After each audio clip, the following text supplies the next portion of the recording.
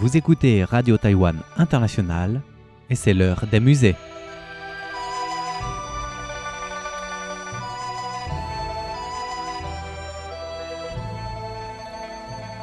Chers amis, coucou, vous écoutez l'heure des musées, une émission dédiée à l'art et à la culture chinoise.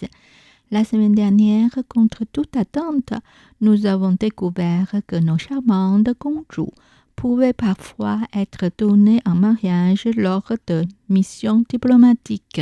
Un destin quelque peu mélancolique, n'est-ce pas? Mais la tristesse, hélas, ne s'arrête pas là. Aujourd'hui, nos chères princesses impériales sont venues nous adresser un ultime adieu. Le rideau tombe pour chacun de nous un jour ou l'autre, mais pour les princesses de la dynastie Qing, le salut final sur la scène de la vie survenait bien trop tôt, avec une espérance de vie moyenne de seulement 26 ans. Ces jeunes femmes quittaient le monde dans la fleur de l'âge. Ce chiffre classant révèle un enchevêtrement de causes, des soins médicaux rudimentaires, une discrimination profondément ancrée à l'égard des femmes et des mariages arrangés dénués d'amour qui épuisaient tant leur santé que leur esprit. Pourtant, leur histoire ne s'est pas éteinte avec leur dernier souffle. Grâce à la mémoire, au chant et à l'écriture, ces femmes de sang impérial continuent de vivre leur légende, se colorant et s'enrichissant au fil des récits. Image 1. Éloge funèbre de la princesse Zhuangjing, de premier rang, quatrième fille de l'empereur. En 1811, la quatrième fille de l'empereur Jiaqing, la princesse Zhuangjing de premier rang, s'éteint à l'âge de 28 ans.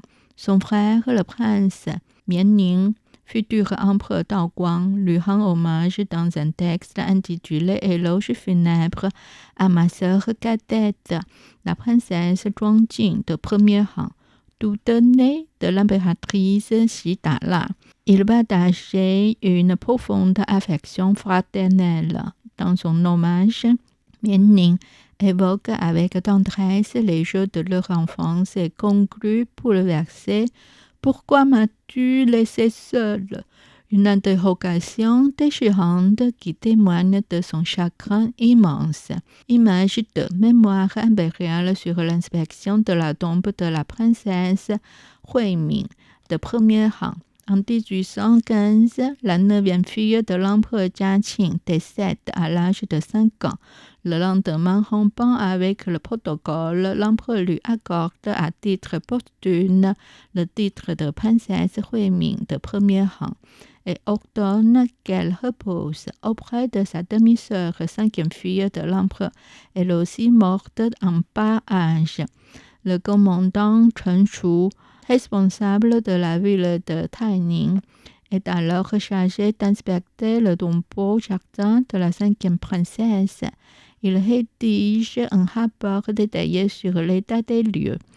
La princesse Huiming est inhumée dans ce site situé aujourd'hui dans le village de Zhangge, comté de Yi, ville de Baoding, province du Hebei. Sa sépulture fait partie du complexe impérial des tombes occidentales des Qing. Image 3.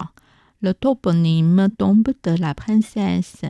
Le nom Gongzhuling, tombe de la princesse, désigne aujourd'hui un village de la commune de Damiao, district de Songshan, dans la ville de Chifeng, Mongolie intérieure. Il tire son nom du tombeau de la 13e fille de l'empereur Kangxi, la princesse Wenke, de second rang.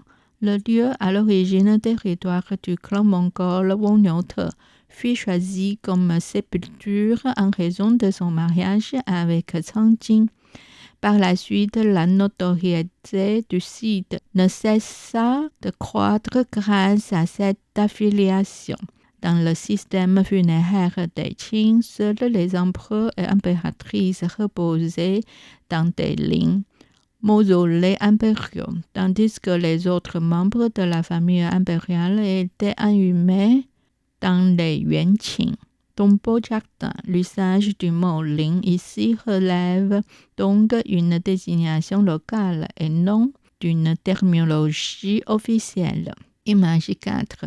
Récit de l'empereur Qianlong et de sa 10e fille au jardin de la clarté parfaite. Un épisode charmant aborde une visite de la 10e fille de l'empereur Qianlong, la princesse He Xiao de premier rang, en compagnie de son père dans le quartier commerçant du jardin de la joie partagé au sein du palais de la clarté parfaite. Escortée du puissant ministre He Shen, la princesse remarque une veste rouge, s'amusant du fait qu'elle appelait souvent He Shen beau-père. Sur le ton de la plaisanterie, l'empereur suggère qu'il lui demande d'acheter la veste, ce que He Shen fit sans hésiter, déboursant 28 pièces d'or pour lui offrir le vêtement. Ce récit illustre non seulement la vivacité de la princesse He Xiao, mais montre aussi comment les récits, anecdotes et souvenirs tissent peu à peu un portrait plus nuancé, plus vivant des princesses impériales dans la mémoire collective.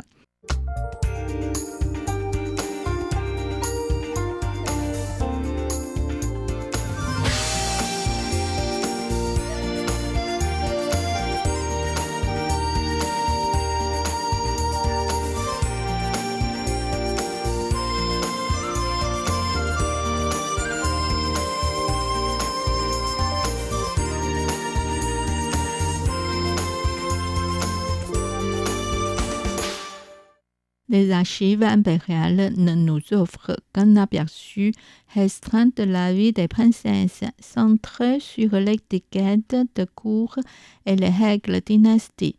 C'est dans la littérature populaire et les arts que s'esquisse un portrait plus riche, plus nuancé de ces femmes. Aujourd'hui encore, les récits de princesses continuent de nous captiver. Ils nourrissent non seulement notre curiosité historique, alimentent nos rêveries romantiques et de façon parfois surprenante font écho à nos propres expériences. Ainsi, les princesses transcendent les siècles, devenant plus vivantes, plus proches de nous. Lorsque nous plongeons dans leur histoire, il n'est pas rare d'y apercevoir un reflet de nous-mêmes.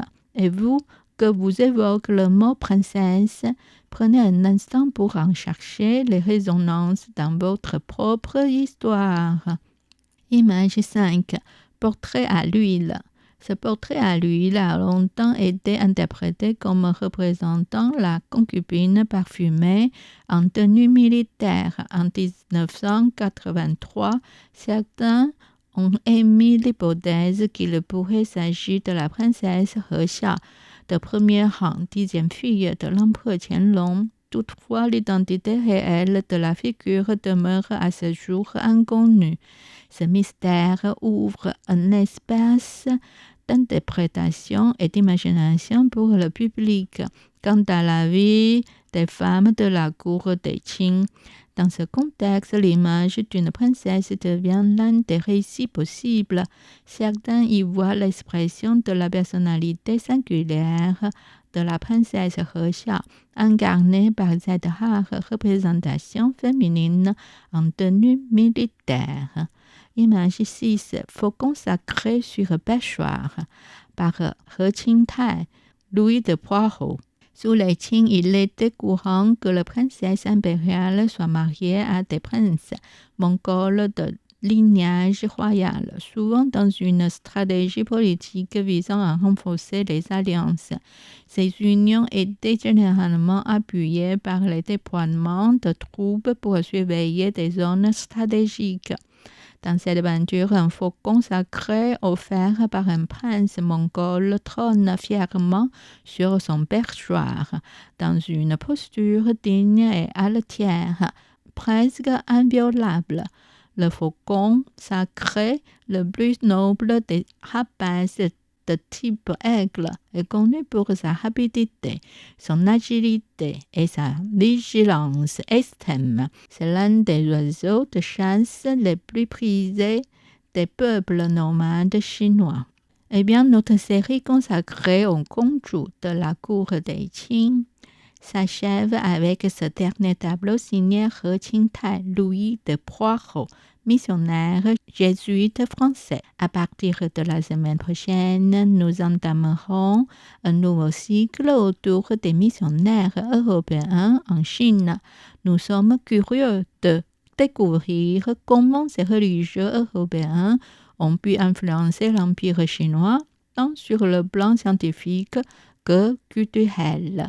C'était l'heure des musées, réalisé et animé par Miao Yonghua sur les ondes de Radio Taïwan International.